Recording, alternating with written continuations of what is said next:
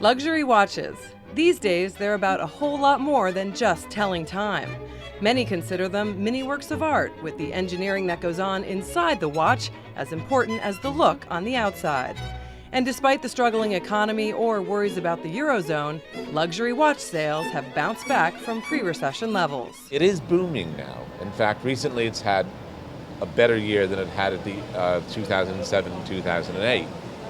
Watches are increasingly popular. Watches are increasingly necessary, particularly for men. Men like to wear a good watch. But the Swiss watch industry is booming. They often cry about how slow things are, but they're not. Buying a high-end watch, though, can be intimidating, especially for the uninitiated. So Michael Clerizo, Wall Street Journal's contributing watch editor, and I visited the high-end watch store WEMPE on 5th Avenue for a luxury watch buying 101. Michael's first piece of advice was decide what you want the watch to do for you. Do you want a watch to impress your friends? Do you want a watch that looks good for a particular outfit, one that you can wear in the evening? Do you want a watch you can wear climbing mountains, surfing, playing tennis, going diving? What do you want the watch to do? I'm wondering, do you find that as more people carry iPhones, smartphones that tell time for them, less people come in just for a watch to tell the time? They want it to do more than that? Yeah, absolutely. Today the watch is no longer the primary source of time. A lot of people pull out their iPhones. I often catch myself putting on a beautiful watch in the morning and not even setting it because I was just busy and hectic, but I love it for aesthetic reasons. And when I need to know the time, obviously I'm surrounded by perfect time here. So. It's almost like a piece of jewelry. It is. It really men is. Or for women. Absolutely. I think it's the acceptable piece of jewelry for all men. Yes, rap stars can wear gold chains and gold bracelets, but bank presidents can wear a elaborate watch.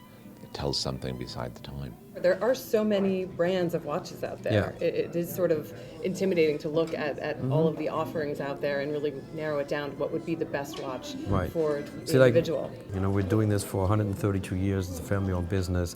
So over the years, we focused on companies that have a long track record of international service, of reliability, of longevity.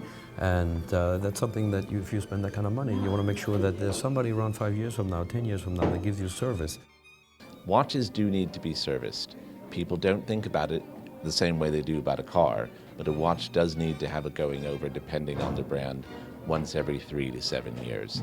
And should people really be aware that a lot of these high-end names like a Cartier have varying price points? I mean, you can obviously go very high-end, important. but there's some that are more accessible. Absolutely. There's some that start at $3,000. But regardless of which price point makes you a buyer, you might be surprised to learn that you should always try and negotiate the price. I'm a great believer in, yes, you have to try that. And what you'll find will sometimes go on at very expensive stores is you might be buying, say, a $35,000 watch. You ask for a little bit of wiggle room, and they'll say for the same price, have some cufflinks. Always haggle, always ask for some movement on the price. It's difficult. Not a lot of the luxury brands need to or want to do it, but always ask, because you might just hit someone on a good day and you get a few thousand off. I'm Kelsey Hubbard for the Wall Street Journal.